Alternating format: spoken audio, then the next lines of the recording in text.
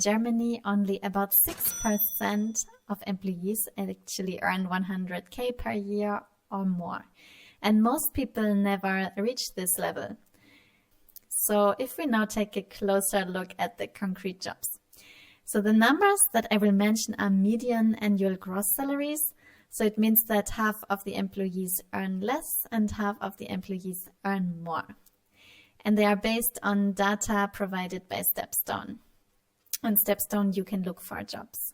So at the very top, medicine dominates. So a chief physician earns around 188,000 euro per year. And senior physicians that don't have a leading role, they earn around 122,000 euros.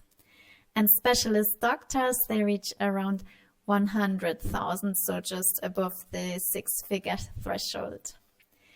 And then what you need to think when you think about medicine is also that you need to think that, if in case you work in medicine, it means that you need very long training. You study for many, many years. You have a lot of night shifts, a lot of pressure, a lot of responsibilities. And so you also need to think that the pay reflects this. And outside of medicine, then it's mostly top management. So vice presidents earn around 135,000 per year. And board members around 112,000. And directors around 108,000. And also chief officers, so for example, CEO, CFO, COO, or CTO, they also earn around 108,000 euros.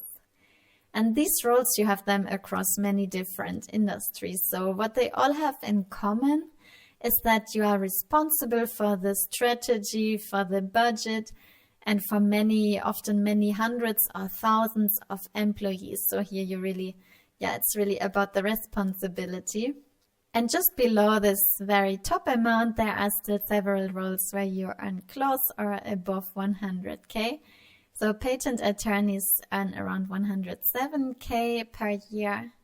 The heads of supply chain around 98K.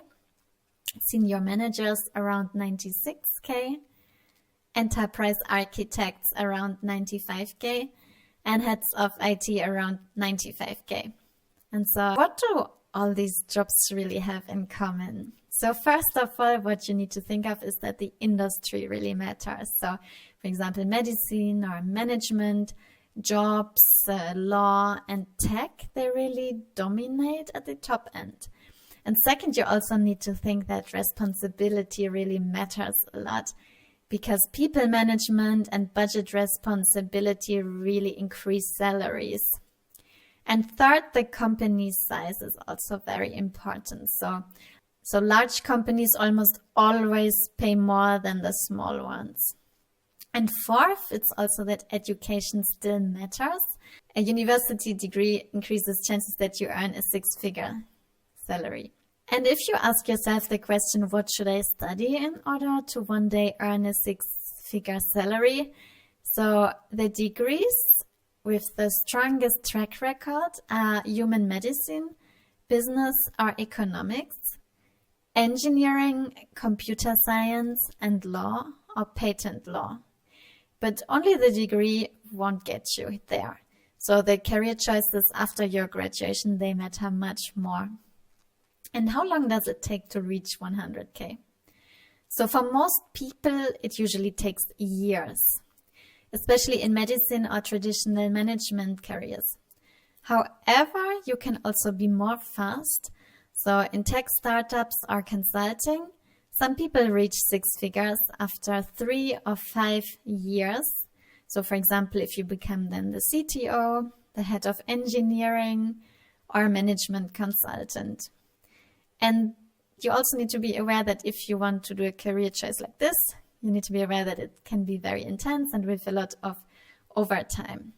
So in case if your goal is really to move towards this 100K salary, then a few things really make a difference.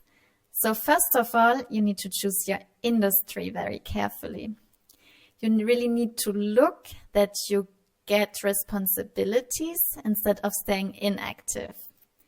You also should consider changing jobs, but not randomly, but with very much thoughts behind. You should also know your market value before you negotiate. And you should also be honest about the trade-offs so that you're willing to accept. So be it, for example, time or stress or risk. So in case you have any questions, feel free to drop them in the comments or send me a message on my Instagram channel.